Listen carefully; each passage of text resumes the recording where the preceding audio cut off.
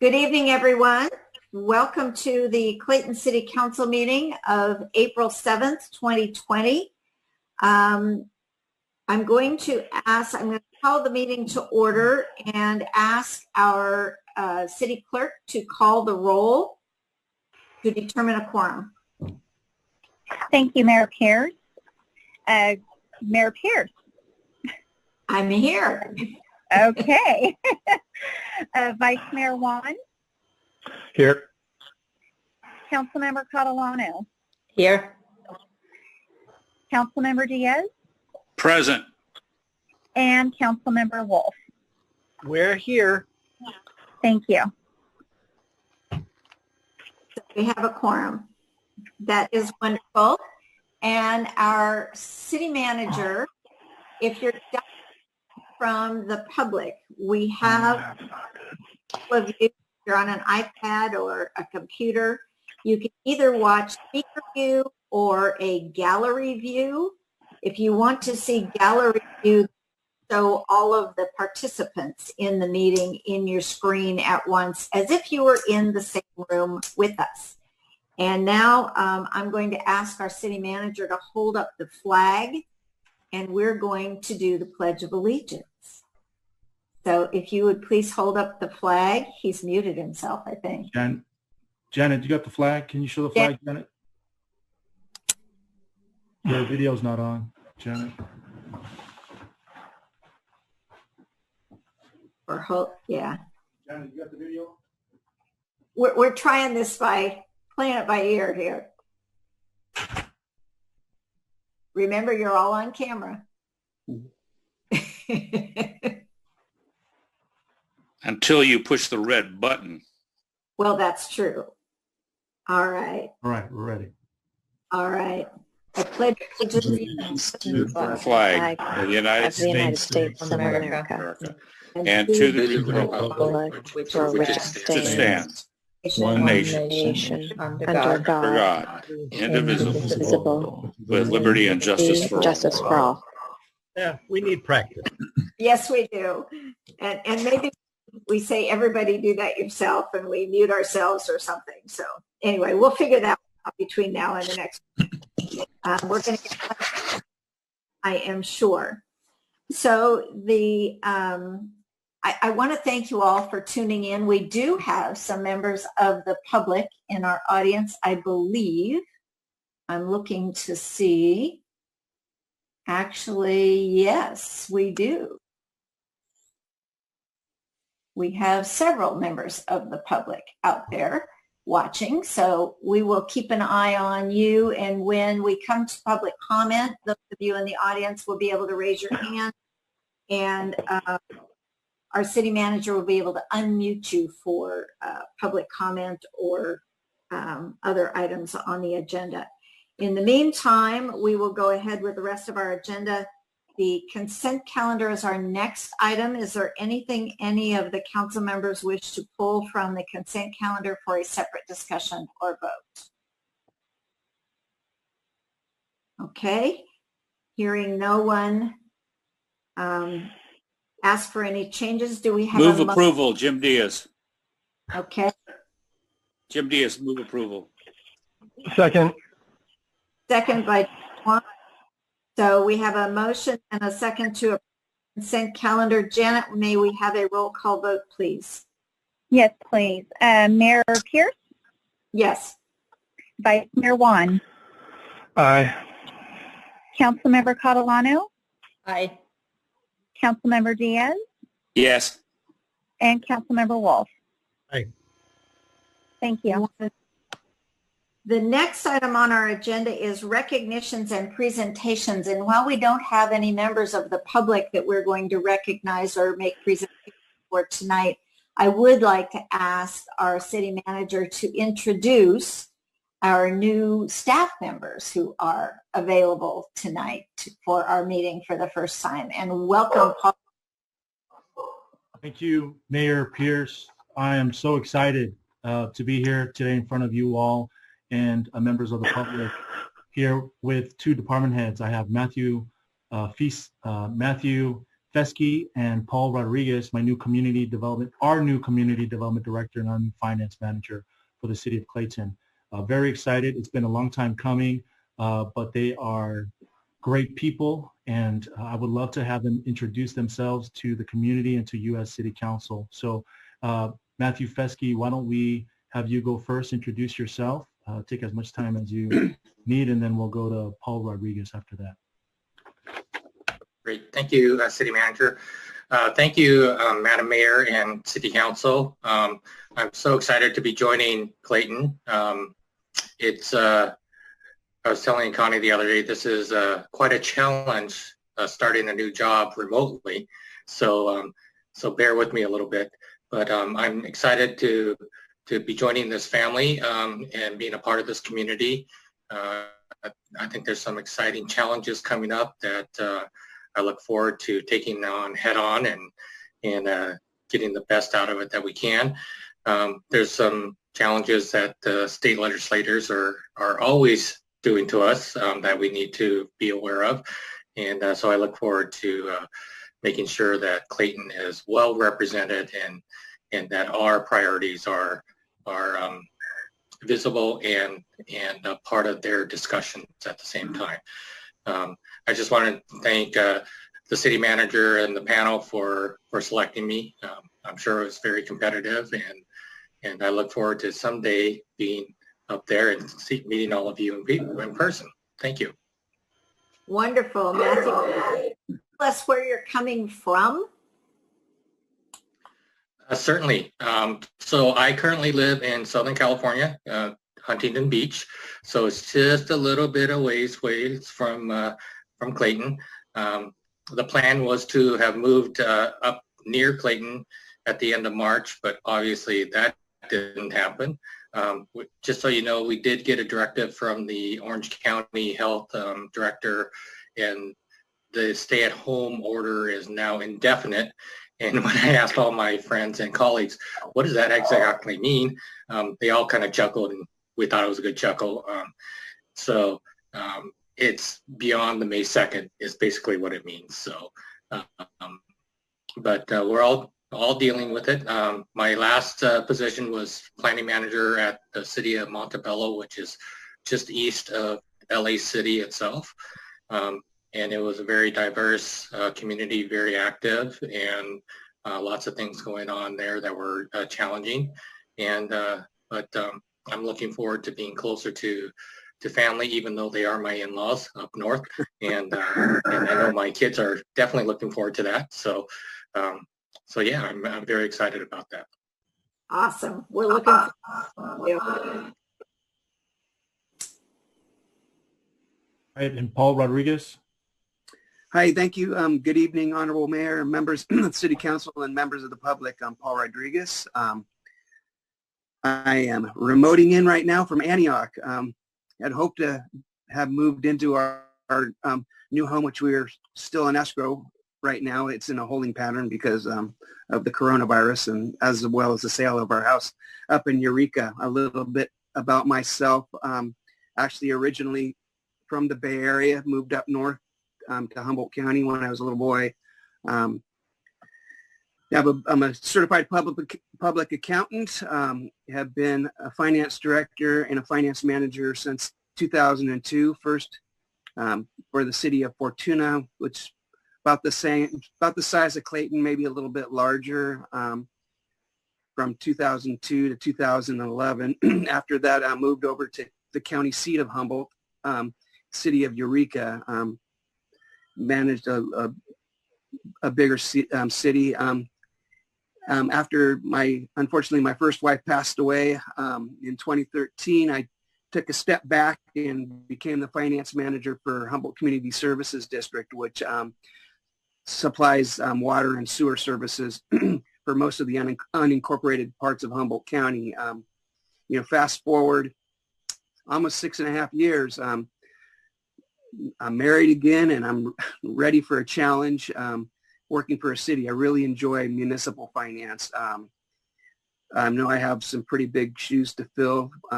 Kevin seems to have left a really good working trail to follow, and look forward to met some of the folks that I'm working with now. Yesterday was my first day in the office, and right now the plan for me is just to commute home to Eureka on the weekends and come back down and work during the week at City Hall, since I'm considered to be essential services. So really want to hit the ground running, and am currently working on the budget right now, and I'm excited to meet y'all. Wonderful. We're excited to have you here too. Welcome. Thank you. Mayor Pierce, You. Chief Warren just had a report from last month. Could I read her report in? Yes, real quick? absolutely. Just a brief for the community and for city council members. Officers made 5 arrests. One felony and 1 vehicular manslaughter. There were 4 misdemeanors, 1 DUI, 1 resisting arrest, and 2 misdemeanor warrants. There were 7 reported thefts, 3 from vehicles, 2 shoplift cases, 1 residential from the porch, and 1 theft of mail from mailbox. Our team wrote 42 police reports. Regency Drive parking permit tickets issued in the month of March, 44, which is down from 52 of last month, which the pandemic really assisted with putting those numbers down. But we're still seeing people out there.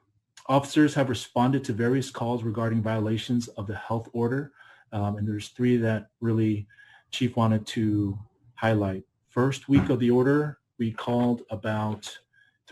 called and reported on 3 businesses who were reported to be operating, but only found 1 and open, and they closed the doors after being directed to do so.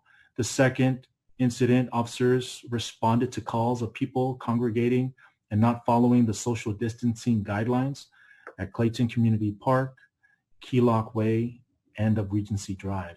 A highlight and a note to all the community, those following on next door may know, in working with residents, and we have had issues at Clayton Community Park, and with this last order, we have closed the gates of Clayton Community Park, but the park remains open to pedestrians. So just wanted to make that clear.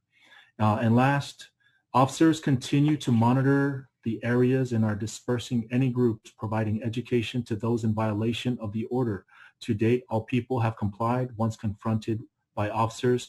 So really our officers have continued to educate. We have not given any citations or found a need to give out citations. So we appreciate the community and their compliance right now with the county order that is going out. And that is the report from our police department, Mayor. Thank you. Thank you very much. I know, Connie, let me ask one question. I know a couple of weeks ago we had some fairly significant vandalism in the Grove Park. Is that continuing, or has shutting down the park pretty much stopped that? Yes, we've had a reduction in vandalism due to the shelter in place. A lot of the vandalism was happening in the restrooms, and so those closed immediately with the shelter in place. So we saw a significant reduction in vandalism because most were happening in the restrooms. And because most are just passing through the parks, we haven't seen an increase in vandalism. So it's really been quiet on that end. That's good to hear. That's good to hear. Any other questions of the city manager from the council? Hearing no one speak up, we will go on to reports, and we have a Planning Commission report from Commissioner Terry Denslow, and Connie is going to unmute Terry's phone or iPad so she can give us that report. Terry? Can you guys hear me? Yes, we can. Okay. Excellent. Okay. So the Planning Commission last met on March the 10th. We had one agenda item to review, which was a home occupancy permit, HOP-03-20, for Teresa Morini Photography, located at 5873 Caulfield Drive. Chairperson Cloven suggested that he had a conflict of interest. So after we approve the meeting minutes. He left the discussion to just remain the four of the rest of the planning commissioners. The business in question is a business where Ms. Moraney photographs newborns in her home. We asked a number of questions, including why was this being brought to the Planning Commission, which was clarified to us that home occupancy permits that trigger clients coming into the home will usually come before the Planning Commission. In discussion with the applicant and amongst the group, we understood the hours of operation and the days and the number of clients coming per week were all in alignment with the Clayton Municipal Code. The parking for clients that would be coming forward would be in their driveway. The photo shoots would be in the home only, not outside of the home or in off-site locations. The photo shoots would be all digital, thus no concerns about hazardous chemicals, no plans for advertisement or signage, and no employees. So everything was well aligned with the recommendations from the staff and with the existing municipal codes. So the Planning Commission voted and approved 4-0 vote.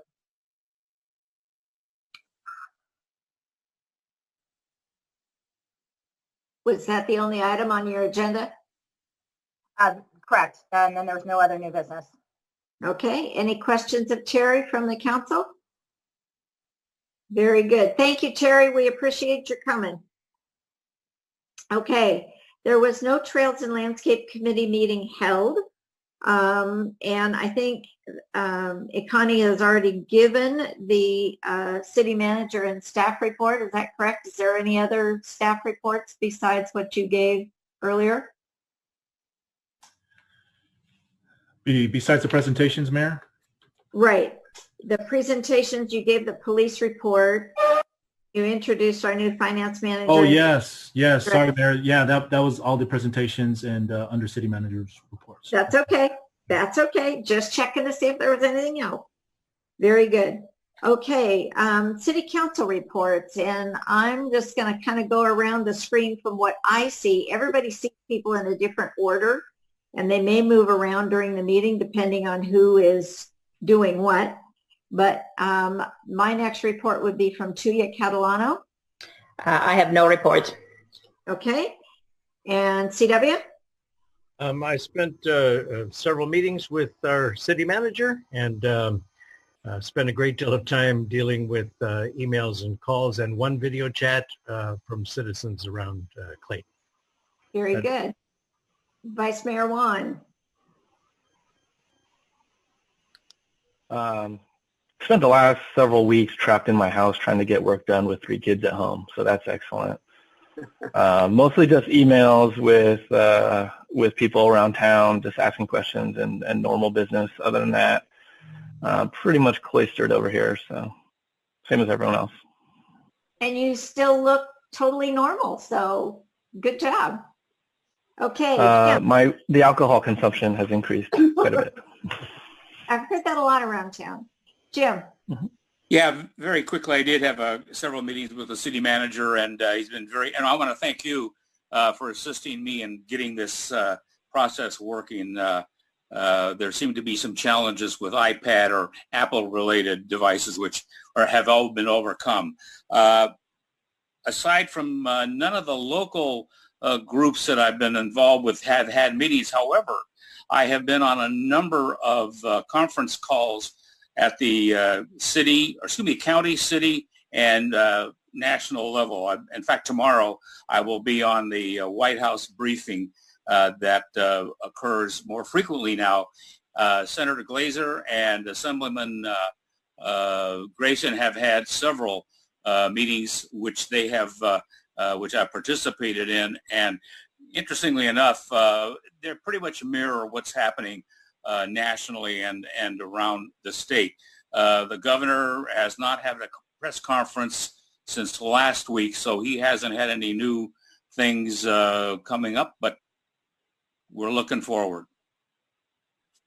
Well, and I will correct you just a little bit there, Jim. The governor is having daily briefings at noon on Facebook. And so he is giving us updates every day from 12 to 1 on Facebook on the governor's page. But Jim's not on social media, so he doesn't see those. So anyway, I will give my report as well.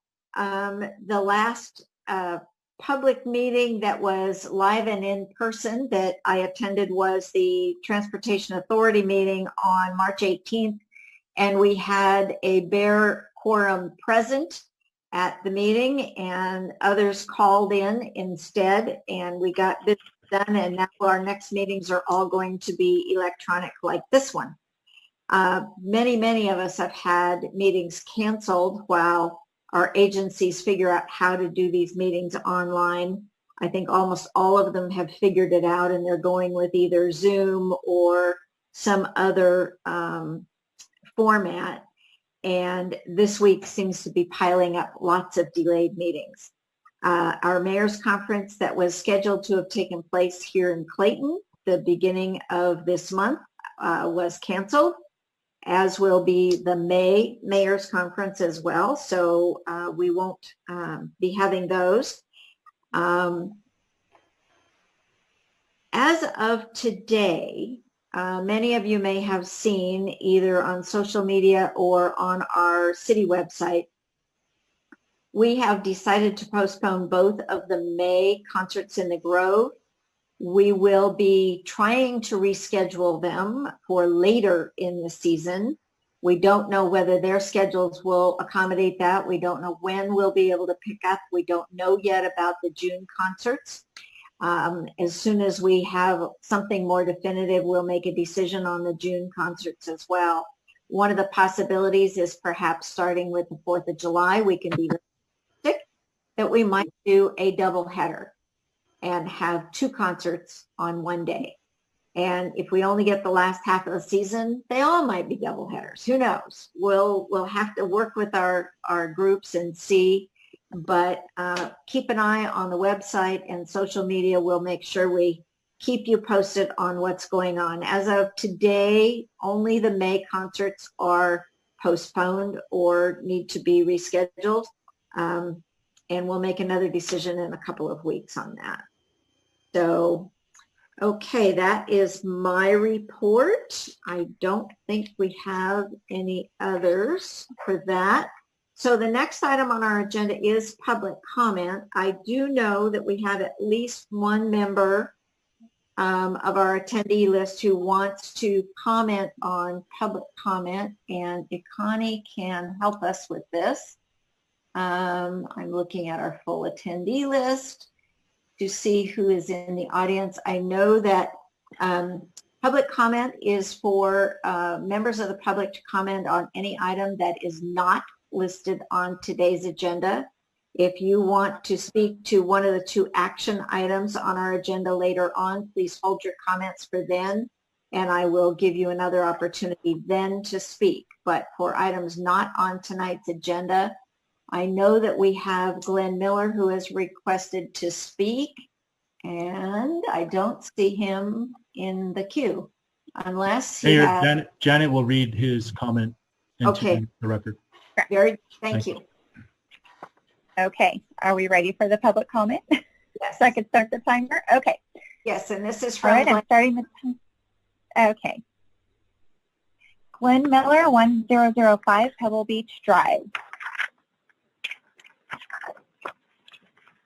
I wish to ask the Council for a further review, discussion, and reconsideration of the tax and assessment policy that has been applied to recently approved Olivia Jordan project and presumably will be used and applied to similar other high-density projects.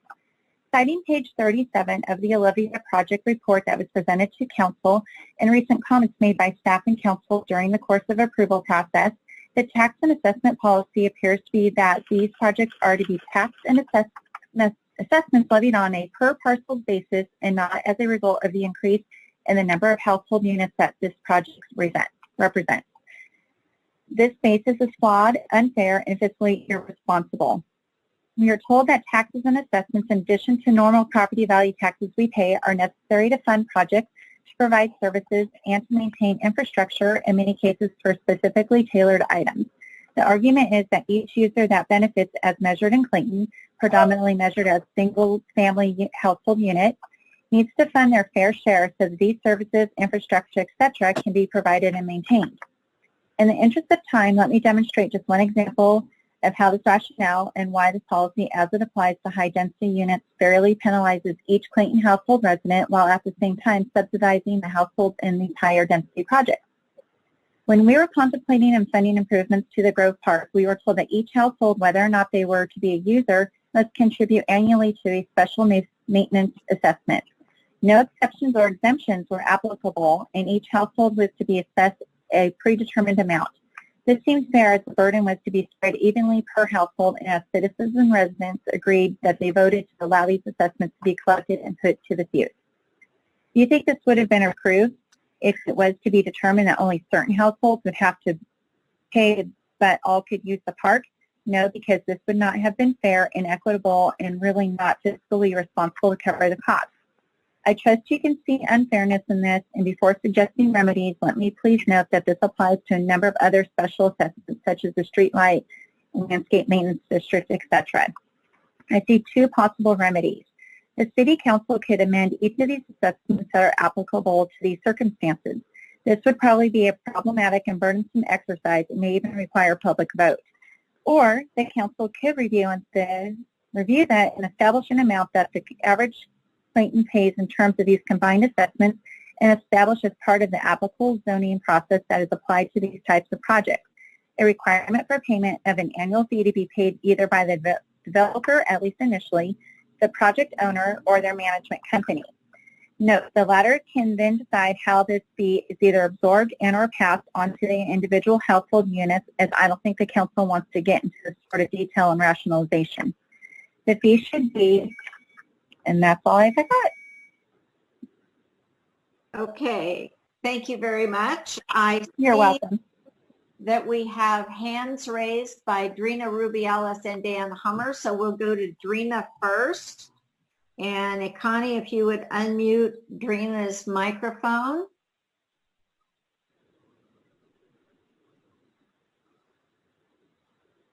All right, Drina, are you there? I think so. Can you hear me? Yes, we can. Awesome. Thank you. Thank you to all of you for accepting comments. I'm Drina Rubiales. I'm one of the Monte Diablo Elementary PFC presidents at our local school. I wanted to just address the crossing guard that we currently have at the Mount Zion Pine Hollow intersection. As you all know, last year the PFC provided a donation for $12,000, which we leveraged the city contract to be able to have that implemented. So I thank you for allowing us to do that. We worked very well with the city manager as well as one of your city council members at that time. This past year, it has proven to be a very effective, very beneficial promotion of safety and awareness. It has definitely put a lot of parents at ease to have that additional crossing guard in that location. So we feel that it's something that we'd like to continue to move forward with. One of the things that I would like to have seen, and many of our parents would like to see, is for the city to take over the donation of $12,000 to continue on for the following school year and subsequently for further years. We were more than happy to provide that donation so that we could start the implementation of that crossing guard. As I stated, it's proven to be extremely beneficial, promoting safety and awareness, but we do feel at this point that we would love for the city of Clayton to take over the responsibility of paying for that continued service so that we can continue to have that effectiveness there and having the crossing guard available to all of us. So thank you for allowing me to speak to that point. If there's ever any questions for that, I'd be more than happy to further discuss as well. Thank you very much. Thank you, Drina. The next speaker will be Dan Hummer, followed by Roy Correa. Mayor, who's next? Dan Hummer. Okay. Hey, Dan, are you there? Yep. Can you hear me? Yes, we can. Hey, wonderful. Good evening, everybody. Hey there. I just wanted to speak about the March 3rd council meeting where the Olivia project got approved. I just wanted to say in regards to the end of the meeting where it sounded as if people were against affordable housing, you know, as far as like Stranahan residents and what we were fighting for and everything like that. It's never been against the affordable housing. It's always been in regards to if it met the CEQA exemption and the density, and that it was 3 stories, and it's going to be impacting, negatively impacting our residencies here. So I just wanted to, be clear about that. Nobody's ever said anything against the affordable housing. Everybody's for that. So I just kind of wanted to state that. I also just want to let you know that we did get a different lawyer. He's actually a CEQA attorney, and he is just finishing up the petition of writ for mandate, and so that'll be submitted within the next day or so. And so you'll be receiving that. Just thought I'd let you know. And that's all. I'm under the 3 minutes. Okay. Thank you, Dan. We appreciate hearing your comments. Thanks.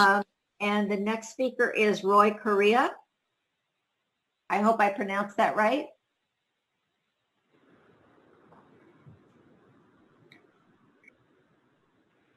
Roy, you're on mute. Can you unmute your phone, Roy, or your iPad or your computer?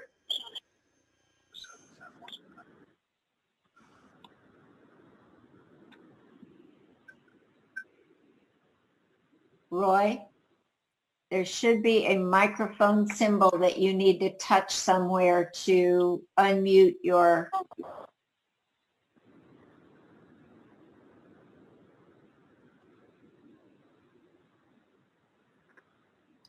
There you go.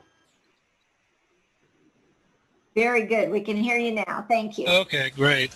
Yeah, I just got 3 items here, and all big picture, and not going to get in the weeds. But I was, looking back or reviewing some of the previous meetings, the streaming, and just my reaction, overall reaction, I'm offering this as feedback. The dynamic in the group right now in the council is, in my opinion, is divisive. I don't get a sense of camaraderie and there's unity in terms of goal setting, in terms of achieving objectives. I just, and some of the comments that were made last 2 meetings in particular, the CEQA project and all that, and there was a lot of, he said, she said kind of stuff going on. And I look to, what would drive my decisions is data. And when I was looking and hearing a lot of what was said there, a lot of it didn't seem to be data centered. And there was discussion by one of the council members, let's pursue more data. Let's get the current data for this project. That wasn't forthcoming, but decisions were red light, green light decisions were made.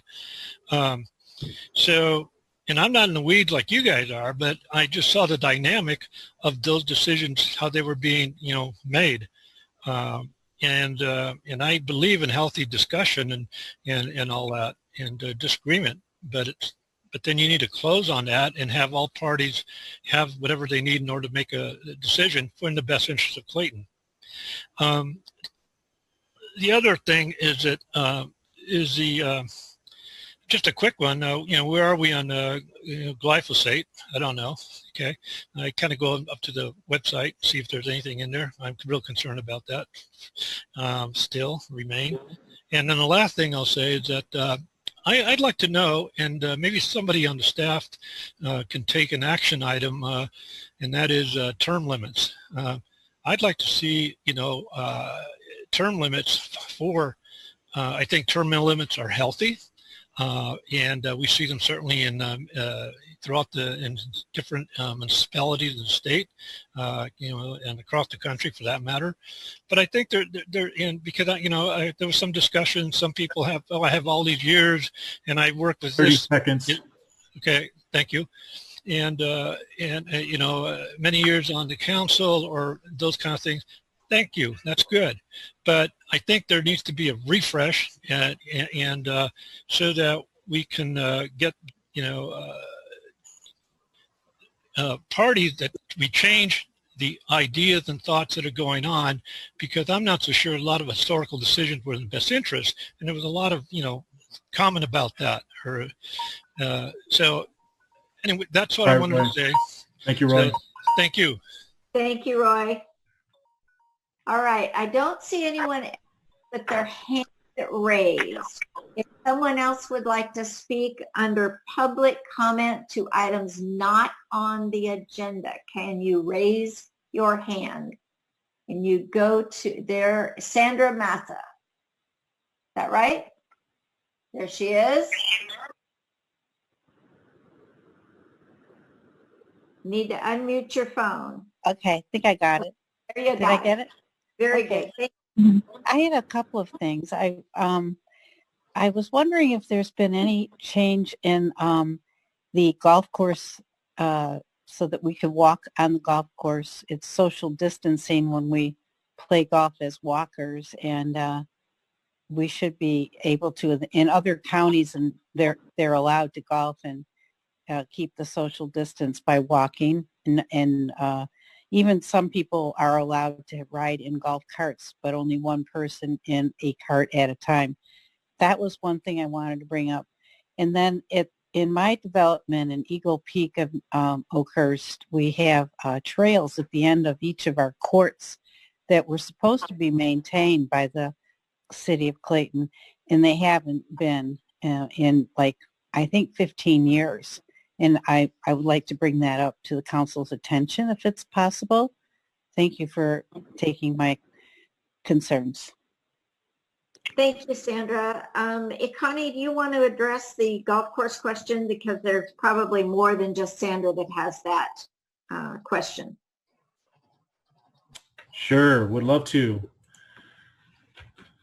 I appreciate Sandra, and there were several community members that I had a discussion with regarding this question. This is something that park space is very important. Recreation is very important personally to me as well. And we wanted to keep this open as much as possible. But the county came down with the mandate, not only in this county, but in all 6 counties together. And so there's this effort, and I appreciate this effort in Northern California, where all the counties and all the cities try to really do things together to make sure that we are aligned. So the golf courses, if there are any golf courses right now that are functioning, it's not within the Bay Area regions because they shouldn't be. This came under the most recent mandate just earlier this month. Now, if we're talking about just walking, playing is different. Playing, the county said no to, but if you're just walking, you're able to walk, but that is private property. That is something different, but people could just walk, but you can't, you can't play. What they're saying is you can't have a ball, anything with a ball, and you're sharing equipment unless you're in the same household. But if you share a ball and the ball goes from one person to another, that's just one of the things where they said, let's just draw the line. And I think what was happening is from golf course, and what do you do of golf? If pickleball says they have something, and then tennis ball. So I think they just wanted to draw the line. I'm not county official, so I can't say, but it's just something that we really want to be aligned with our other cities and all the other 6 counties. And so, well, is anyone willing to argue for us? Because nobody touches our ball or our clubs except the individual player. So we have, Sandra, we have, oh, sorry, that is the timer. Sandra, we have argued. I've talked not with you directly, but with a gentleman, and we have tried, but it's one of the things that I think right now just people are dying. So it's a tough argument to make, Sandra. Okay. I don't see that being an issue. There's nobody dying. Sorry, Sandra. I had to meet you for 3 minutes. Yeah, and unfortunately, as the city manager said, this is a edict that came down from the county. It applies to all of the cities in actually the 6 counties of the Bay Area, and they are in alignment, and all golf courses are closed. Public, private, doesn't matter. They're all closed, period. And Mayor, I think it's important to note if, you know, there's a lot of disagreements.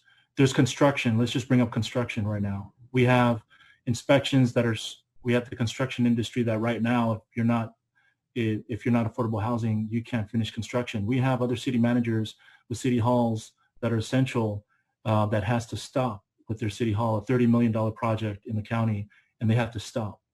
It just shows that there's a lot of things right now, and I know it's tough, Sandra, and it's just one thing we feel for you, but it's just really, it's part of just weathering the storm together. There's a lot of things that we just have to, in this new norm, come and try to be flexible the best we can. But right now, it's important to note that all parks are open. We have closed the playgrounds, high-touch areas. We have closed the restrooms. We have closed barbecue areas, but we allow people to continue to walk, and we are trying to keep these trails open, and we want to. And so we have our maintenance out there, essential services, really trying to start cutting down the brush. And so I'll get with council and see what this area on Eagle, in this Eagle Point Peak area is, and what Sandra's talking about. But really right now we're trying to hit the critical areas. We are getting some residents saying that we just got to cut down some of the brushes, but we're trying to focus on essential areas to make sure that people can walk safely and walk around. Okay. Thank you, Akani, for that explanation. I do not see anyone else's hand raised that has not already spoken. So, Mayor? Yes. EW wants to speak. Sorry, since we're answering questions, maybe we can bring Mr. Correa up to speed on the glyphosate issue that he had a question about.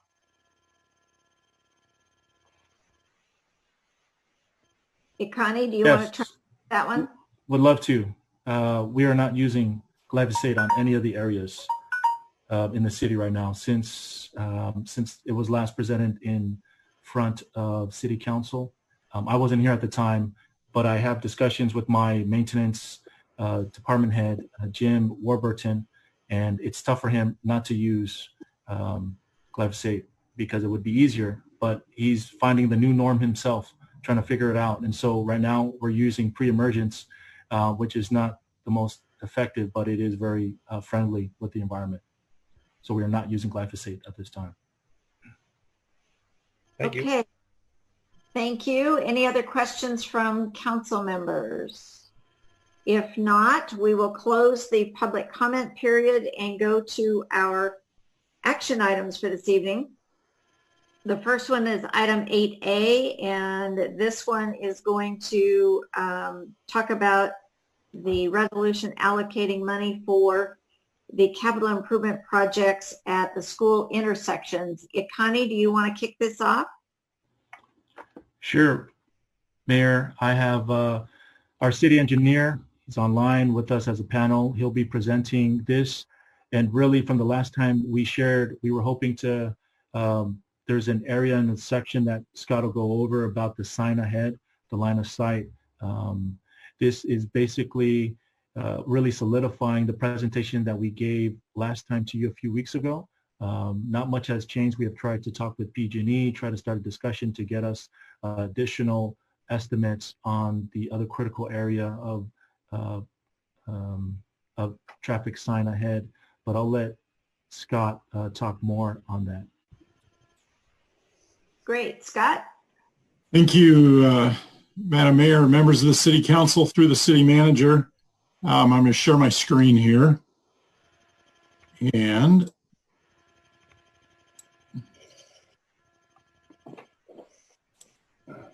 so this is the project that we've spoken about several times, the Pedestrian Safety Improvement Project. It is a capital improvement project. We placed it in this year's CIP as a potential because we went looking for funding and have found some funding for it.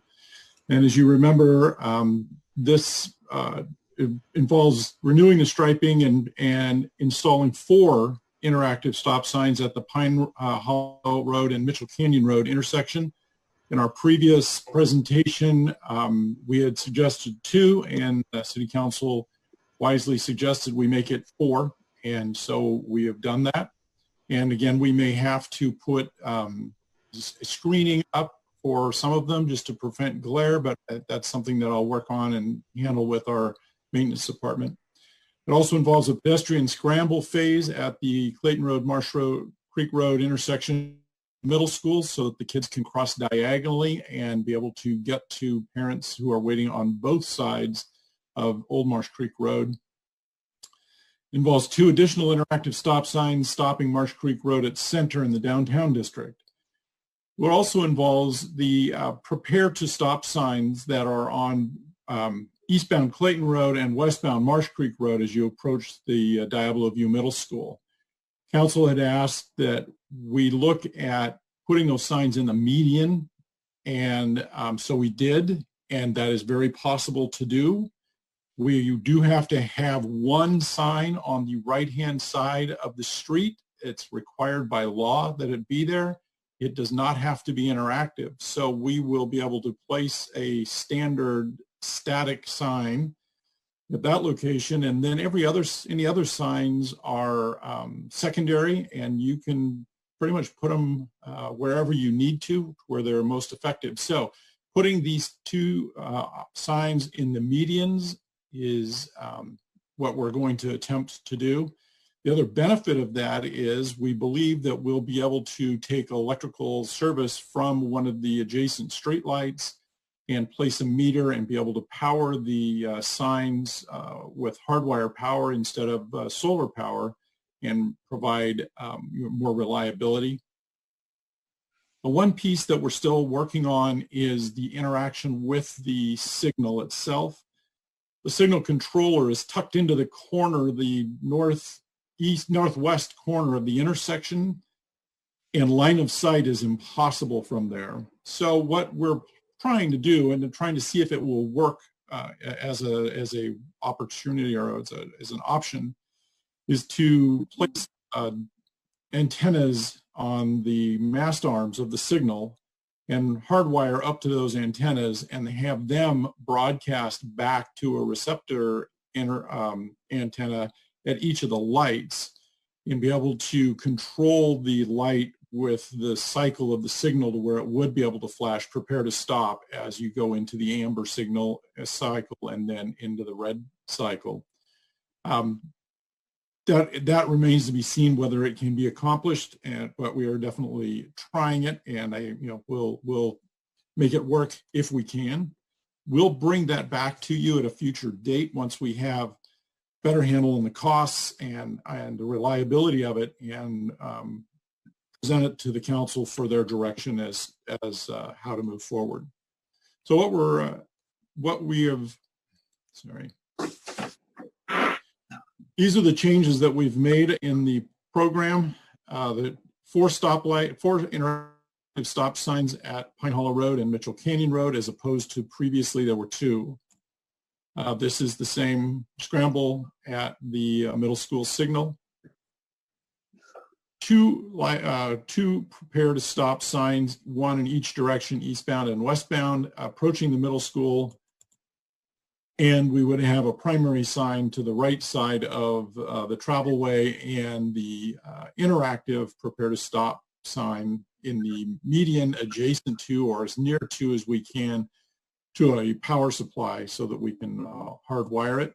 And this is going the opposite direction. This is Marsh Creek Road approaching the middle school. And then the last, again, was to replace the 2 existing R1 stop signs with interactive stop signs so that they are a little bit more obvious as the street widens at this location, and the stop signs being to the right-hand side sometimes become a little bit obscured.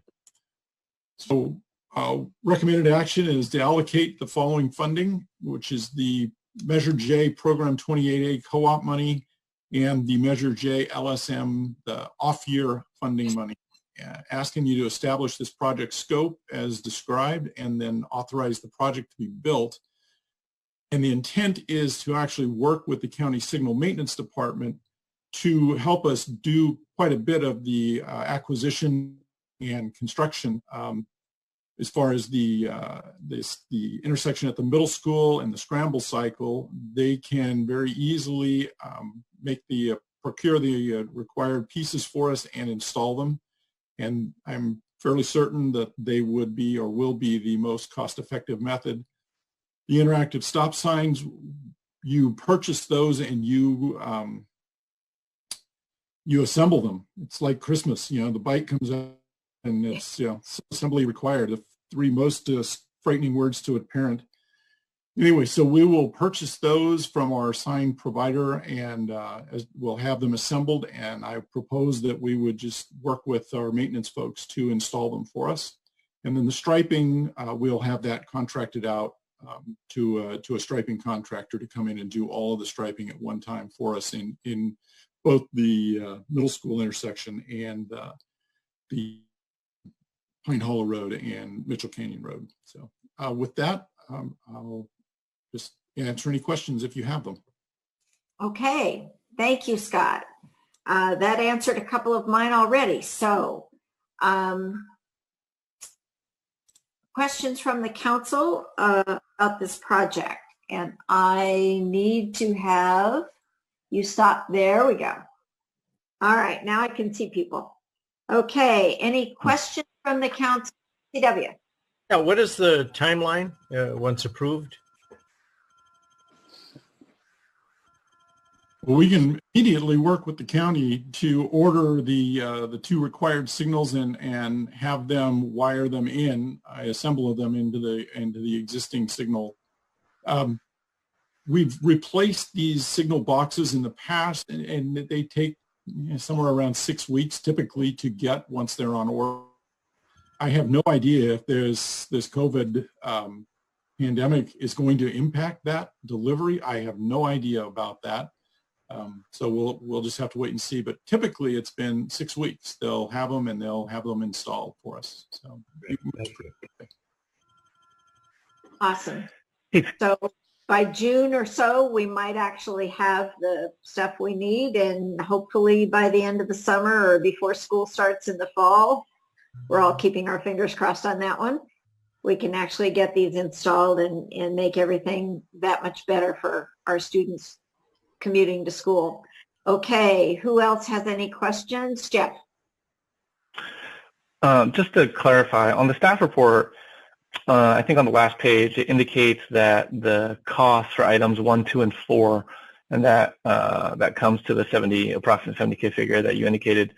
Did I hear you correctly to say that number 3 is going to be installed by our own the city maintenance, and then that's just a matter of purchasing the signs? Was there an estimate for the number 3 item there? Number 3 item, I believe, is the 2 signal ahead or stop ahead. Yes, that's correct. Yeah, we initially estimated those. I believe that there was one of them, and I believe it was at $15,000, if I'm mistaken. But now we've doubled it to 2 signs, and we're looking at the interaction between the controller. I don't have an estimate as of yet of what that interactive radio system will cost, but I'm guessing that it's going to be upwards of maybe even $75,000 for these 2 signs. So that's why we want to bring it back to you at a later date when we have a better handle on that budget of what it would cost, and then options for where it would be financed from or where it would be funded from. So we would bring it back to you at that point, because at this point, until we do more research and find out will it actually work, I wouldn't be giving you good information. Okay, no, that's great. What's the timing on coming back, do you think? I'm guessing it's at least 2 months. We need to get PG&E to come. They will actually give us power, and need to be able to find vendors and get information from the vendor as to will that radio interconnect physically work. There are items that are in the way that are line of sight issues, and we don't know whether the radio connection can withstand the line of sight interruption or not. Right now, this is a very theoretical problem or theoretical solution to the problem. And I'm assuming it'll take at least 2 months to get good information that I'm comfortable to bring back to you, that I am comfortable is accurate and will work. Because the last thing we want to do is think, oh, sure, it'll work, go out and build it and just have it not work and be a waste of time and effort and money. So I'll wait. I'll get good information before I come back, but it will take some time. Okay, thank you. Okay, other questions from the council? Jim, are you raising your hand? Yeah, I want to ask Scott a question on another matter, and I don't know if to do it after the conclusion of this his presentation or wait till a later time on the agenda. Okay, do you have a current question, CW?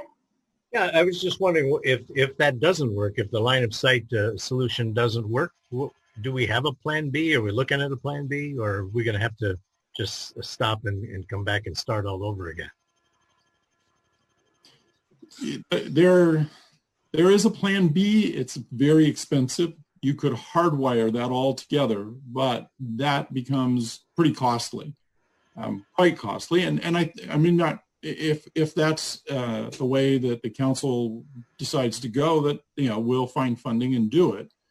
The other option is to fall back to the non-interactive, not powered by the signal controller, to where it give you the prepare to stop message, which I think council was concerned would become somewhat white noise if it just flashed signal ahead, signal ahead, signal ahead. So that is another fallback position, although I'm sure not preferable, for the council. Great, thank you. Just one more quick thing. What happened to the signs we talked about for the elementary school? The stop signs, the interactive stop signs. Are we not? No, those are in the project number 1, actually. It's the first one on the list, I believe. Thank you. That's the striping renewal and interactive R1 stop signs. That's $32,450 on this list. That's the ones over by Mount Diablo Elementary at Pine Hollow and Mitchell Canyon. Thanks. Okay. Any questions to you? You're the only one.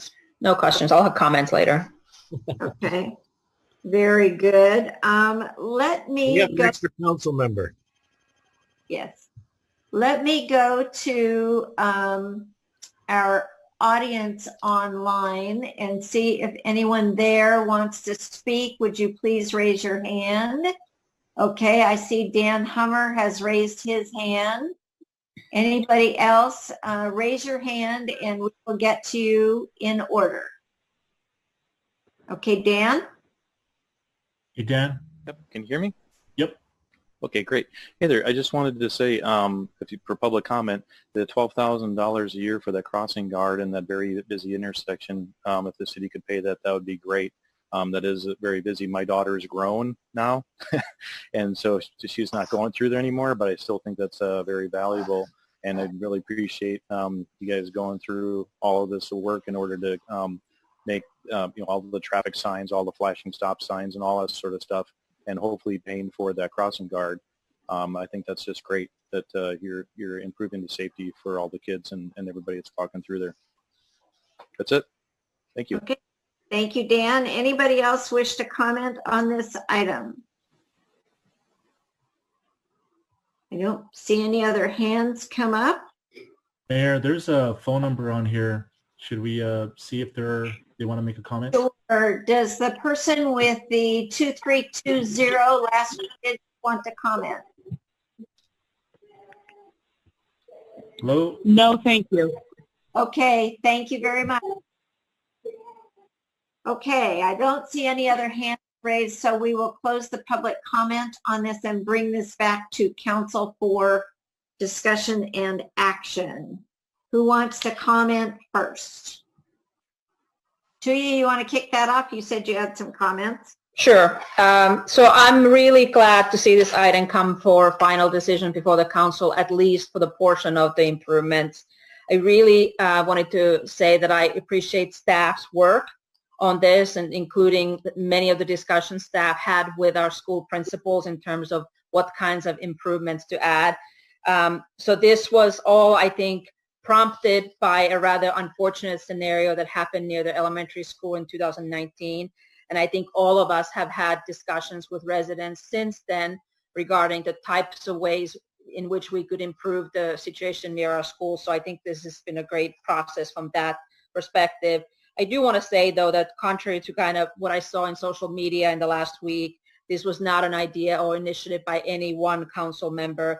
You know, it's been really, truly, as far as I've seen it, as a collaborative effort, and much of the work has been done by staff and the principals. So I don't think that any one of us five should be patting our backs in terms of what we've done, whether as a group or individually.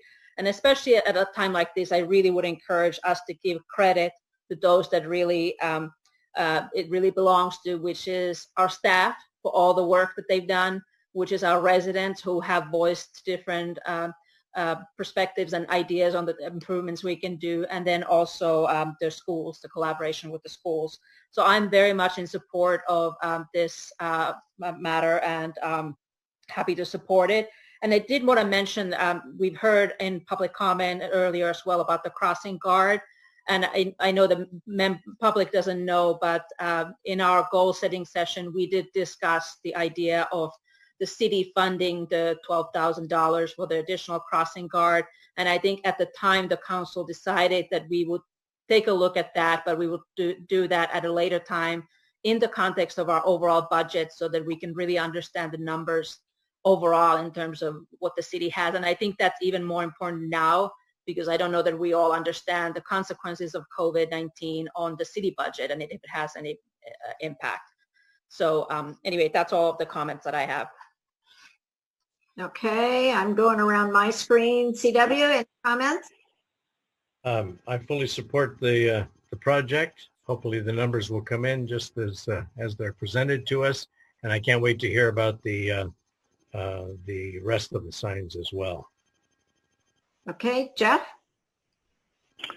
Yeah, I'm also grateful. Thank you, Scott, for the work that you've done. I think that the result is very good. I am anxious to see what happens with the further information about the other interactive signs.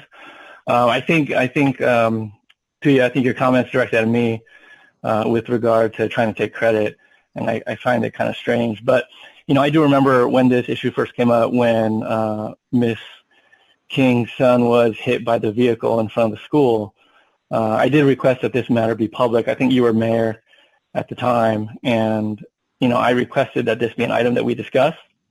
And then at the time, you had said that we should discuss it privately, not in public comment. But I was very clear that I wanted this to be a matter that was brought before as an agenda item, so that we could take that public comment that you were talking about. And I think that gives people the opportunity to voice their concerns and what we hear. I mean, we could all talk individually, but at the same time, making sure that we have that public discussion as an agenda item was what I was focused on, and that I think you disagreed with at the time. So, as we were both liaisons to the Mount Diablo School District as well, and when this happened, I tried to reach out to the principals. I invited you to join. I kind of included you in these conversations. But I do remember that I was the only one that met with them.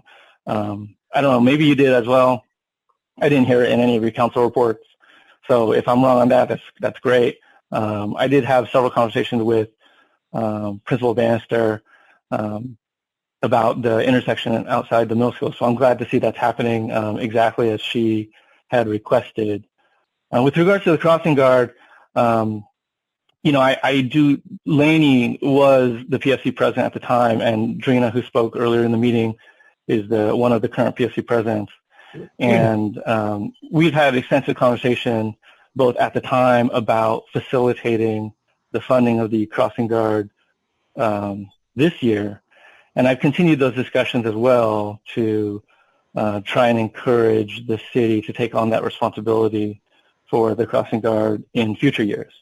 And while I do think that budget is always important, when it comes to safety of residents, pedestrians, and our students, the $12,000 that we're talking about, I'm pretty sure we can find it. And so I would, whatever can be done to do that or accelerate that process now that we have a new finance manager on board is great.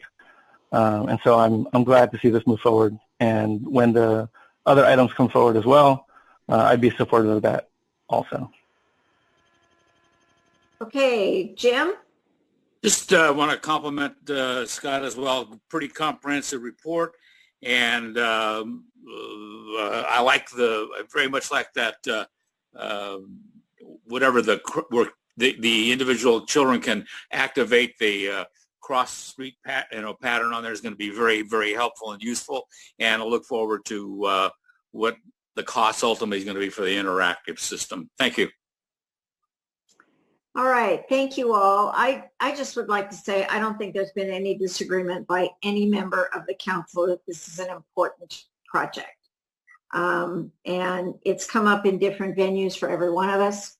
And living within 4 houses of the elementary school, I can tell you that I see that problem every single day, as many of you see the middle school every single day. And I think we're all very concerned about this. So I think we do have unanimity on that, and I'm prepared to take a motion now for the resolution to approve paying for what we know about, and then let's go on to figure out the rest.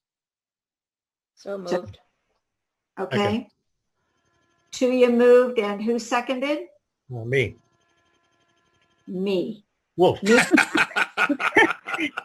I believe that was Councilmember Wolf. Thank you, Janet. Very good. Have a motion. Okay. May we have a roll call, please? Roll call. Mayor Pierce. Yes. Vice Mayor Juan. Aye. Councilmember Catalano. Aye. Councilmember Diaz. Yes. And Councilmember Wolf. One Wolf. Aye. Thank you. All right, that passes unanimously. Thank you all for that. All right, the next item on our agenda is item 8B, probably the main attraction for many of you who dialed in this evening, and that is to discuss and consider a draft letter to the county regarding notice of preparation comments on the CMEX Clayton Quarry Reclamation Plan amendment. And we will have a report kicked off by our city manager, and then we will go from there to public comment. So if people on the line or tuned in would like to comment, you know the process by now to raise your hand. And after the staff report, we will go to public comment. I know that Tuya is the one that asked to have the letter put on and drafted it. I think we all will have comments, but is there something you'd like to say at the beginning, Connie, or you want to throw it to Tuya? Yeah, before we throw it to Tuya, I just wanted to share that this draft letter came because the comment period, this process has started even before I came here. From my understanding, has been years and years from the neighboring residents who have seen this. And I just want to let people know I'm new to the process, but I have my team here, and we're just trying to put this information out. The most important thing that deadlines, people know deadlines. So one of the things that we've been trying to do from staff is keep people on top of the deadlines, along with council, trying to notify all the residents. Because the shelter in place, there's a process, a year-long process. This starts out, the process is a NOP, Notice of Preparation. In the Notice of Preparation, this is the time where public comments are reached out to all agencies, not only just the city, but the deadline for these comments to get into what is called the EIR, or the Environmental Impact Report, was initially made for March 16th. But because that was the order where the shelter in place came out, they extended that 60 days. So the county is trying to hear us. I know There are some in the community that said, we wish the county could extend it all the way to the end of this pandemic, but they have given us 60 days. It's the best that they can do. And so that's what you have in front of you today. In the beginning of this year-long process, this is the first comment period of many to come. There will be a community town hall meeting that the mayor and I have been working with the director of the county to bring to Clayton. And so it's one of the things where we want to make sure that there's increased community discussions happening and that our residents are being heard. There will be another comment period that happens after the draft EIR is completed, which is the draft environmental impact report, which may be done later this year, early next year. When that's done, again, I'll work with my community development director. We'll get out with the council. We'll make sure to promote this so that there's another, this is transparent and everybody sees this. And then after later in spring 2021, perhaps summer, depends how long this gets pushed, there's going to be a public hearing where people and residents and all agencies can come and be heard. Having said that, I just wanted to turn it over to Councilmember Catalano. She drafted this letter, and I turn the time over to Tuya. So thank you. So I want to just make a couple additional comments. So our staff did already draft a comment letter that was submitted to the county in March. So this letter by the city council is not in any way intended to contradict or supersede that letter. That letter still is a great letter and should be in the record. However, with the extension of the comment period until April 15th, I did ask our city manager if we could include it on today's agenda so that we also as a council could draft a letter, an additional letter that would be submitted before the April 15th deadline. And the reason why I drafted a letter in your package is because the timing. You know, I wanted us to have something to look at today and be able to make a decision today so that we actually have an opportunity to submit it before the April 15th deadline. Just a couple comments on what you're seeing in the draft letter. First, I think it's important to understand that what comments are relevant at this time. The county is the lead agency here, and they are tasked with doing environmental review on the reclamation plan amendment.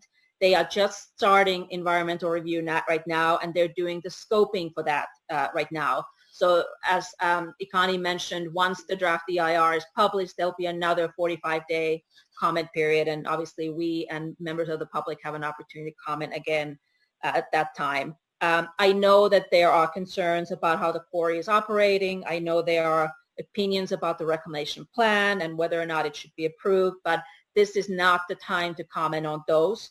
This is really about the scoping of the environmental review and how the county should conduct the environmental review. That said, the reason why I wanted the council to provide an additional letter is because I want us to be involved. I want CEMEX to hear that we want to be heard. And I also want to use this opportunity to open a dialogue with CEMEX concurrently so that we can also talk about some of those operational issues, although those are not part of the reclamation plan amendment. So in terms of what you're seeing in the draft letter, and happy to discuss it and happy to amend it if the council would like, but what you'll see in the draft letter is I included a couple pure CEQA comments, scoping comments. For example, one example is one of the big changes that is being asked in the reclamation plan amendment is the outcome for the reclamation. So instead of backfilling the quarry pit once the operation has ceased, the reclamation plan amendment asks for the pit to be left as open and eventually to fill in with stormwater as a lake. So what I don't know is what's driving this change, if it's economics or if it's truly an environmentally superior alternative. But and the CEQA review that the county will do will obviously go through and evaluate the CEQA impacts. But what I suggested in the letter is that for the county to evaluate also the backfilling of the quarry pit either as an alternative or a variant so that when the county itself decides on whether or not to approve the reclamation plan amendment, they are in a position of having maximum flexibility in the approval stage. So in addition to the pure CEQA comments that you see in the letter, the last paragraph addresses sort of what I describe as our desire to be heard, and extending sort of that invitation for dialogue regarding the quarry operation. So obviously it's not a sequel comment, but it's a more generic comment. So I think all of us have seen many comments from members of the public. I'm hopeful that we will get into some of those operational discussions with CEMEX in the near term. But procedurally, as Ikani said, the comments we are to submit right now are purely on the scope of environmental review. And like I said, we will have another opportunity to comment on the CEQA once the draft DIR is published. And then there'll obviously be further comment opportunities once the plan itself is up for an approval by the county. So I'll leave it at that for now. But that's what you have in your packet, and that's sort of the background on why you have the comment letter in your packets. Okay, any questions of Tuya at this point before we go to public comment? Okay, then we will go to public comment. And is there anyone in our, yes, Drina Rubialis, you go first. I don't see any other hands. So if anybody else wants to speak, please raise your hand. Drina, you're up first. Thank you, Mayor. I apologize, this comment is out of context, but I didn't have a chance to add on after the prior motion was taken. So if I may just very quickly provide additional comment. I'm very pleased that the council is moving forward with the project, with the striping and the stop signs at the schools within the as a Clayton resident, mother of 2 girls at Montalvo Elementary, as well as a PSC president. That just really does make me very happy, and many parents very happy that that is moving forward. In regards to Councilmember Catalano's comments in regards to the budgets on the crossing guard, I also just wanted to add, we as a PFC are in the process of working our budgets on what we're going to allocate for the next year, and they're going to be done within the next couple months. Just like the city is also encountering, the PFC will also probably have some impacts in regards to COVID-19 and our fundraising abilities and what we'll be allocating for school resources and programs moving forward. So I would ask that you all take into very strong consideration to discuss the $12,000 donation and allocation of the crossing guard sooner than later, so that we will know how we take action moving forward as well. Thank you very much for that. And sorry for my comment being out of place. Thank you, Drina. We understand. Okay, I have another comment from Dan Hummer. Dan? Oh, can you hear me now? Yep. Okay. Hey there. I just wanted to make sure, as far as the city standpoint, you just wanted to make it where you're doing the terraforming. If I'm reading this correctly, you want to do terraforming so that it looks as if that never happened, and you want it all filled in. Is that the viewpoint? Instead of having a bunch of rock hauled in and made it flat again. I'm sorry. You don't want to have a hole there, basically, right? You want it to be just flat and then terraforming up the hillside as if it was never there, right? That was the original reclamation plan. What we're asking for is that all of those options be looked at in the environmental document. Okay.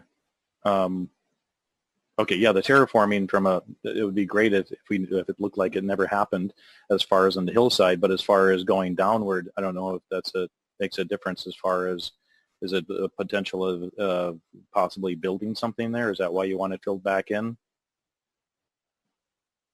But I mean, realistically, if we had more stormwater and more, for the wildlife in the area to have another area to get some water during the 100-degree weather, that might be good. But that's pretty much my comment.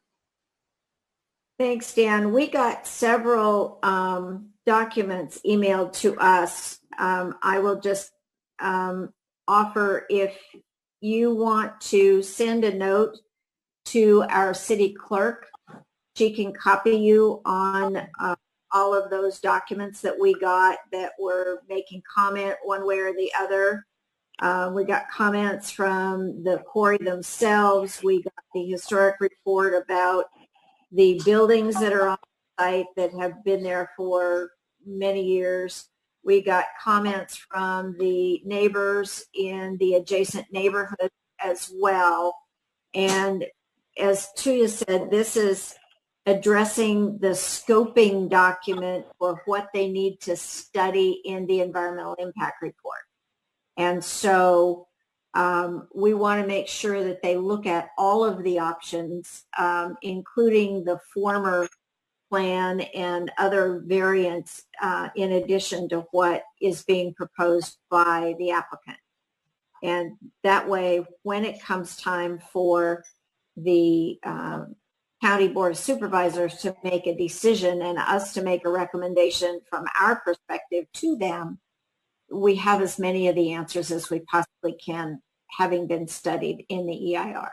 Does that make sense? Sounds good. All right. So I don't see any other hands raised by those on the phone. One last call. The phone number popped up to the top. Phone number ending in 2320. Do you want to make a comment?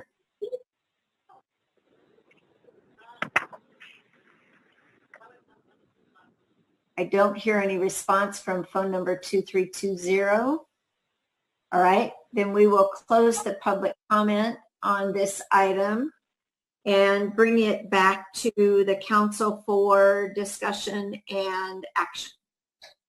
So who wants to go first? Jeff? So just to clarify, if we did not, or if the lead agency did not include these other additional options as part of their discussion, does that mean they would not evaluate those at all? Like, would they just ignore the existing reclamation plan in lieu of the new proposal? I'm not sure how that works. So that's just a question I had. And then, you know, we all got a number of communication from folks. So it's somewhat unclear as to the scope of what is on the table right now. Like, if we're just talking about the change in the reclamation plan, or the proposal that is, does that include the change to like the quarry access road as well? Because we don't address that. So I'm assuming the answer to that is no. Correct. Okay. Yeah, and I don't know if it's worthwhile to discuss those types of things, but I guess my overall comment is it's good. I think it's great to voice our view on this, and there's probably legal aspects that I'm ignorant of on why it's phrased in the way that it is. To me, it's not super clear on what we're actually asking for an outcome. Is that not the right stage right now? Wouldn't we say that we want this to happen, so, do this? So I'm happy to respond if you'd like. Yeah, so I mean, this is because it's only regarding the scoping on environmental review. So it's really not a time to express any opinion on the reclamation plan or what the outcome should be. I think my comment about the alternatives is that the county should definitely have evaluated enough alternatives, and including the original backfilling of the project. And in fact, they are required under an EIR to study a couple alternatives, including a no project alternative. So I might think my comment was really addressed more to making sure that the county in its CEQA review is preserving itself enough flexibility so that when it's making a decision on the reclamation plan itself, that it has all the options in front of it. And I forget what your other question was, and I think in the end. Oh, I just wasn't sure if it's either appropriate or if we have the ability to simply state a position. I mean, even if it's not normally done that way, I mean, if we feel collectively that the outcome should be a certain way, wouldn't it behoove us to just state the outcome that we want? Yeah, I mean, I think it's premature to provide any outcome, because I think what the county is looking for is help with, how to do the environmental review. And that's really an information tool itself. It's not a decision on the project one way or another. So I mean, okay, even if we provided a position, it would at most get ignored. Well, business as usual then. Okay. Yeah, I mean, I just, just to do justice by the people that, have reached out to us, I would say, even though it's not really the right venue for that, I would say we've received comment about the changes to the egress-ingress road, and that I think the Clayton residents there are opposed. So I share their view of that as well. I think they were also opposed to the change in the reclamation plan. In reading through it, I don't think that there's definitive information to form an opinion either way, but it doesn't sound very good. So I would say that. And then I think just the operational issues that I think that were touched on at the beginning of this discussion. I think those are the most important, that address quality of life for the people that live nearby. So I think it is important to at least raise those things, and so that they become that we're persistent in the message that we're delivering, that even though that the scope of this one letter is limited, there are other ongoing and persistent issues that remain unaddressed. And if we do that, perhaps we sow the seeds that there are things. I mean, because the audience is the same. It's the county is the audience, right? So by doing that, I think we can help sow the seeds so that when we have these future discussions, it's not new to them, and it's kind of a thing that we're hitting them every opportunity we get. Yeah, that would be my comment.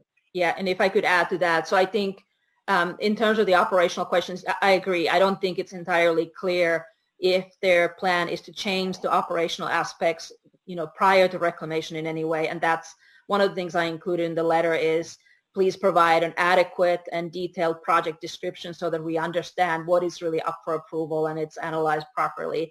And I fully agree. And I'm hopeful that the fact that we as a council are also sending a letter in addition to our staff sending a letter sends the message that we want to be involved, we want to be heard, and it starts a dialogue with CEMEX on some of the operational issues as well. Okay, yeah. I guess I agree. I think, the idea that, we want to be heard is very accurate, but I think it goes even further than that. I think, when we say that, we want our residents to be heard, if we just have a forum where they come and they listen to people complain, that's not enough. I mean, I don't want to just be heard. Being heard is good, but it's not sufficient. I want action. That's what I would be even more forceful and say, like, I want you to do the things that our residents are asking for. Like, just listening to them is easy. Like, you're heard, you're done. But requesting action is more important. And that's how I would take it.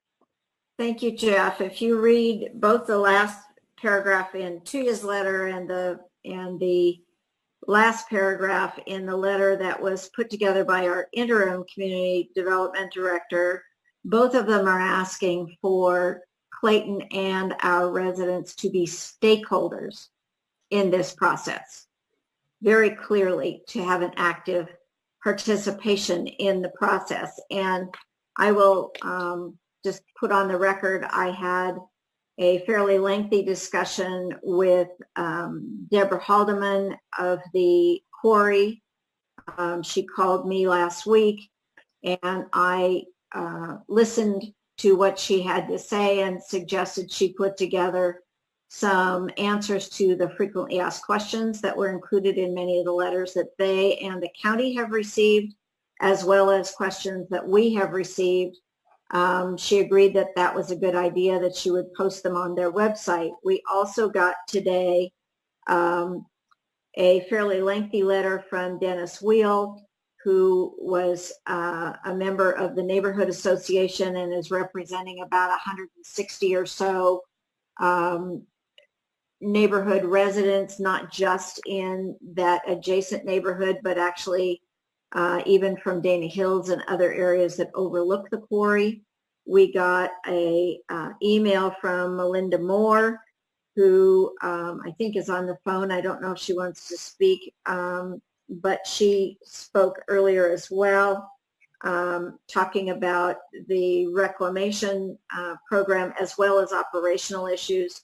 And we got a report from CEMEX about what some of their plans are, and in that indicating as well that there may be some additional operational issues that they would like to consider doing, and trying to draw the line between what is an operational issue under their current permit and allowed under their current permit versus what has to be studied in the reclamation plan, which is what they are in the process of getting an approval for. There are pretty clear lines what's included in each.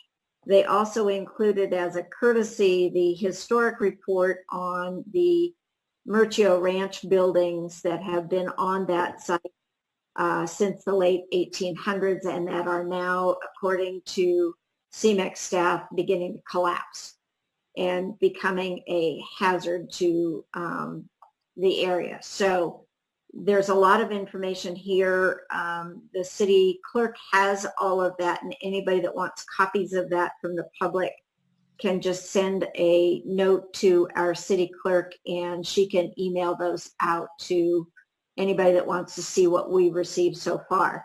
I will also say I've had extensive discussions with the county planner. Known him for a very long time. He works very well with us here in Clayton on any number of different projects. And he is very fully aware of our concerns and has committed to helping us schedule hearing meetings and other community meetings here in Clayton so that our residents can be fully heard and not have to go down to the county offices to be able to participate in the process. So I fully expect that the county will probably hold at least one hearing out here because they understand that our residents are the ones who are the most impacted. There are the county residents in Diablo Downs, but there are also a lot of Clayton residents that are impacted by this. And the quarry have been partners with the city of Clayton for a very, very long time. And so we want to continue to work collaboratively with both the quarry and with the county and make sure our neighbors and our residents are well represented. And I think that collaborative approach is the best one for us to pursue. As Tuya said, this particular project is the scoping of what goes in the draft EIR. And we need to make sure all the bases are covered in that draft EIR so that when it comes time to make a decision, they have all the information they possibly can use. And if that includes comments on the operation, which is not covered under the reclamation project, that's just fine too. So yeah, the letter that we got from Ms. Moore, it had a couple key bullet points that I thought, maybe with, very minor edits, I think are part of those things that could be included that aren't necessarily within the scope of this comment about reclamation, but they're right there and they're pretty good. So I think just having them there just to identify them doesn't hurt. I understand what you're talking about, and I think if you look at the frequently asked questions that CMEX put out, they've addressed some of those questions and answers as well. But yeah, it doesn't hurt to do that. Tuya, would you be amenable to including some of those comments in the letter that you drafted? Sure. I mean, I definitely, like I said, I think for maximum notice on the letter, I think we should try to keep it to the scope of environmental review since that is what the county is looking for. But I'm happy to take another look at that letter and see if we could incorporate something from there. Yeah, I think when we're talking about the changes to, I'm reading, so I'm not looking at you guys, changes to the quarry operations, that's not technically covered by the reclamation plan because that's under the current permit, which they don't have to amend. But that is part of working with the community. And I think just beefing up that, working with the community and trying to be good neighbors is a good part of the letter to include. and the concerns that working on the traffic and the dust are huge issues for the neighborhoods. Yeah. I'll take a look and I'll add some more to the letter. Okay, CW or Jim, either one of you got comments? Yeah, I guess, yeah, thank you. I guess my question, first of all, is we're within the sphere of influence on this, not, we're not the only city involved. Is that correct? Correct.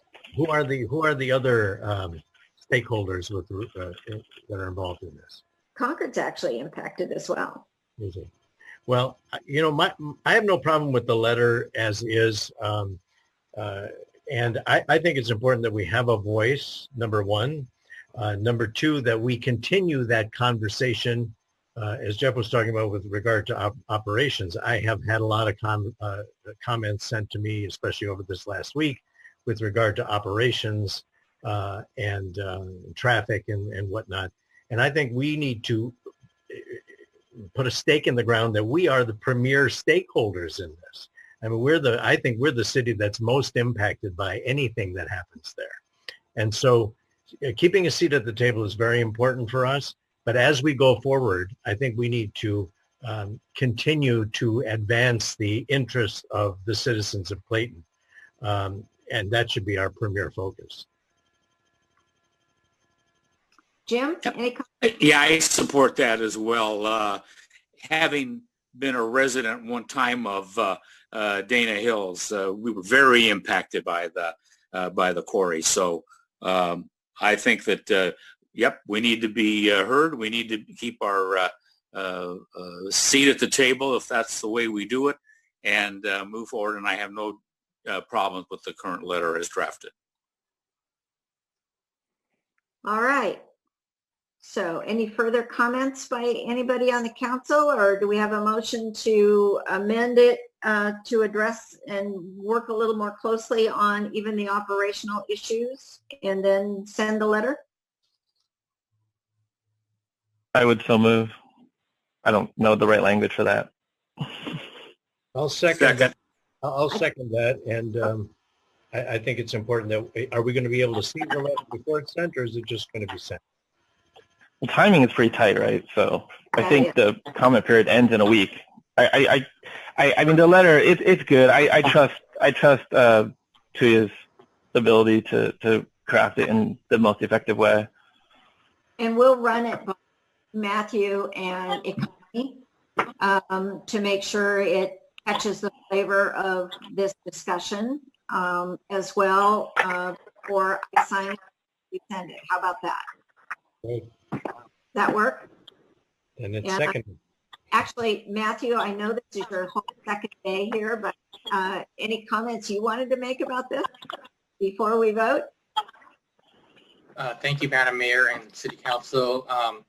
So I've enjoyed your discussion. I am so happy to hear that you want to be involved. I've worked at places where council has shied away from controversy. And so I'm happy to hear that that you really are hearing your community, and I'd be more than happy to take a look at the draft before it goes out, just to make sure that we're not cornering ourselves into something that we don't want to do, and making sure that they're not going to also try to use the letter against us in any fashion. Wonderful. Your perspective as kind of the new guy with fresh eyes, I think that would be very, very helpful. So, all right. So we have a motion by Jeff, second by CW. May we have a please? Yes. Mayor Pierce? Yes. Vice Mayor Juan? Aye. Councilmember Catalano? Aye. Councilmember Diaz? Yes. And Councilmember Wolf? Aye. Thank you. All right, that passes unanimously. Thank you very much. And we will keep the public informed, and we will be able to have that letter available to any member of the public that wants to get a copy of that. and certainly all of the folks who have sent us comments and that we're aware of, we will make sure to copy all of you on that letter. Okay, so that takes care of our last action item. The next item on the agenda is council items, and this is limited to council requests for future agenda items. Any future agenda items for this electronic format for the foreseeable future? I need to find a way to get a haircut. Comments or one for a question for Scott and one for the city manager. They don't necessarily have to or don't fit the framework of being on the future council. So I'll wait till the end of the agenda. Well, you can, we're at the end of the agenda, so if you've got... I know that, but you have a couple, you got to do that. And if I have nothing for a future item, but I do have a question for Scott, and I have a comment for the city manager. Okay, go for it. First, on the downtown project, Scott, relative to the planners, I noticed that there's no activity, yet we have a variety of product out there. Is this project on hold for the foreseeable future? And if so, what about all the deliveries of all of the items that are laying out on the street? Well, as you know, the contractor has several subcontractors, and we've had issues with some of the subcontracting as being unable to do it because they couldn't keep physical distance between the people. There are other items that are being delivered for other subcontractors, and so they will continue to work. The last report that I received yesterday was that the contractor, the general contractor, estimated this project would be completed in the next 3 weeks because they are ordering the plant material, the trees, and we've finished whatever discussions we needed to have about how they were going to implement the electrical system as far as placing the boxes and the receptacles and such. And that issue has been put to bed, and so we've got a way forward on that. Probably that's what you're seeing being delivered is the material to complete that work. So yeah, we did have a slowdown or a stoppage where they were having trouble with the distancing, but what I've been told, and I'll kind of cross, I'll tell you this, but it's probably subject to some change, but they're expecting to have this thing done in the next 3 weeks. So we're down to the last few work items on that piece, on that project. That would be good. Okay, Jim, your question? Yeah. First of all, I've talked with Connie about this. The county now, and first of all, I want to thank the county when we can relay that through whatever channel. I'm publishing the statistics for the current identification of by city of people affected by the current virus. And of course, the latest information is that Clayton has 4 individuals. And I understand the sensitivity of being the ability for the county or whatever medical reason for identifying those individuals. My question is that I would like to hear the county respond to is, how did these people get identified? Were they through their local physician? Did they go to the hospital? Did they go to a testing facility? Because I think, and I'm getting a couple of questions from people in the community. First of all, they didn't know whether or not we had any people identified that have been affected directly by the virus. And now that information is slowly coming out from the county. I think it'd be very useful to know, not to the individual, but I'd like to know the process of how these 4 individuals got identified. And I would just encourage the county to keep that information coming. I know Karen Mitchoff, our supervisor, is putting that data on her website, and I receive a regular update on that. And I know that I'm sure that there's a lot of community interest relative to that. Thank you. Thanks, Jim. It's all over social media too, just FYI. Yeah, but I know it was being circulated on social media, and that's how someone brought it to my attention. And when I first looked into it, the county was not identifying information below the county level. And now they've got a complete a matrix there which shows city by city by city. And I just think that it would be very helpful information to know how people are getting identified, tested, or whatever, because it obviously until this thing we get past this, people are very interested in it, because going downtown now, when I just get down there on occasion, more and more people are wearing masks, they're wearing gloves. There's still a huge number of people that are walking their dogs throughout the downtown area. That's it. Thank you. Okay. Thank you, Jim. Mayor, can I make a comment on that one statistics of the number 4 in Clayton? So just real quick, because I know this is council's time, but I just want to let everybody know, and those in the public and city council, that right now number 4 is one of the lowest in the county, but it is safe to assume that there are multiple carriers in the city of Clayton. And so number 4 is only those that got tested.